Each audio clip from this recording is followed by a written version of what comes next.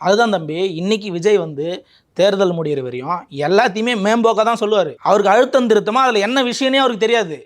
நம்ம ஏதாச்சும் சொல்ல போய் மொத்தமாக ட்ரோல், ஏற்கனவே அவர் பேசுகிறது பல விஷயங்கள் வந்து ட்ரோல் ஆகிட்டு இருக்கு. அப்படி இருக்கும்போது நம்ம ஏதாச்சும் சொல்ல போய் எந்த சமூகங்கள் நம்ம பக்கம் திரும்பிடுமோன்ட்டு அவர் மாநாடுகளில் வச்ச படங்களே நீங்கள் பார்ப்பீங்க. அஞ்சலி அம்மாள் படம் வச்சாரு, அண்ணல் அம்பேத்கர் அவர்களுடைய படம் வச்சாரு. இப்போ நேற்று வந்து பார்த்தீங்கன்னா தமிழக நாடார் சங்கமா நாடார் பேரவையான்னு தெரியல வந்து விஜய்க்கு எதிராக ஒரு அறிக்கை ஒன்று விட்டுருக்காங்க. பார்த்தீங்கன்னா இளைய காமராஜர்ன்ற டைட்டில் நீங்கள் யூஸ் பண்ணக்கூடாது. விஜய்க்கு காமராஜர் பற்றி என்ன விஷயம் தெரியும், அவர் வந்து காமராஜர் நல்லா படிச்சு பார்க்கணும், அப்படி நல்லா அவர் படிச்சு பார்த்தாருன்னா அவரே அதை யூஸ் பண்ண மாட்டாருன்ற மாதிரி விஷயங்கள் வந்து சொல்லியிருக்காங்க. கட்டாயம் படிச்சு பார்க்கணுமா இல்லையா? காமராஜர் எவ்வளோ எளிமையாக வாழ்ந்த மனுஷன். இன்றைக்கி வந்து நீங்கள் வந்து பணக்காரங்களாக இருங்க, அரசியலுக்கு வரும்போது நீங்கள் காமராஜரை போல் ஒரு எளிமையை உங்களால் கடைபிடிக்க முடியுமா?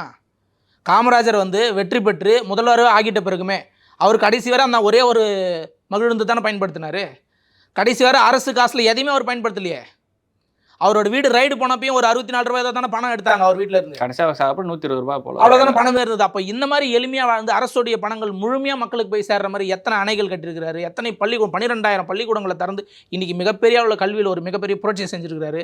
இதெல்லாம் நீங்கள் ஏற்படுத்துறதுக்கு ஒரு முன்னெடுப்பு, அதாவது ஒரு ஒரு ஒரு அடிப்படை கொள்கைகள் இந்த மாதிரிலாம் கொண்டு வருவேன் காமராஜர் மாதிரியாவது சொல்லியிருக்கீங்களா நீங்கள்? சொல்லாத நீங்கள் எப்படி இளைய காமராஜர்? இல்லை, கட்சியோட கொள்கை தலைவர்கள்னு ஒரு 5 பேர் சொல்லிட்டு அந்த என்னென்ன கொள்கை அப்படின்ற விஷயங்களையும் இன்னும் டீட்டெயிலாக அனௌன்ஸ் பண்ணல. சரி, காமராஜரோட கொள்கை 4 சொல்லுங்கன்னு கேட்போம் விஜய் கிட்ட. காமராஜர் பின்பற்றிய 4 கொள்கைகளை சொல்லுப்பா அப்படின்னு கேட்போம். என்ன கொள்கையை சொல்கிறாருன்னு பார்ப்போம். அவர் வெள்ளை சட்டை போட்டிருந்தாரு, அவர் கொஞ்சம் முடி இருக்காது, கண்ணாடி போட்டிருந்தார், கண்ணாடி போட மாட்டார், பெரிய சட்டை போடுவார், ஒரே ஒரு காரில் பயணிச்சார், இதை தான் சொல்லுவார். காமராஜரோட கொள்கைன்னு எதப்பா பின்பற்றுவ? எந்த கொள்கையை பின்பற்றுவ? இவர்கள் திமுக ஆட்சியில் தடுப்பணைகள் கட்டிட்டு நாங்களும் அணையை கட்டிட்டோம்னு சொல்கிறான் பார்த்தீங்கன்னா, அந்த மாதிரி தான். காமராஜர் கட்டிய அணைகள் பற்றி தெரியுமா? அவர் திறந்த இந்த 12,000 பள்ளிக்கூடங்களை பற்றி தெரியுமா? அவர் ஏழை மக்களுக்காகவே கடைசி வரை வாழ்ந்தார். ஏழை எளிய மக்கள் எப்படி இருந்தாங்களோ அதே போல் அவர் வீட்லேயும் அவருடைய அம்மாவையும் அப்படியே பழக்கினார். எந்த அரசு பணத்தையும் பயன்படுத்தாமல் கடைசி வரை வந்து மக்களுக்காக வாழ்ந்து செத்தார். இதை பற்றிலாம் உங்களுக்கு தெரியுமா உங்களுக்கு?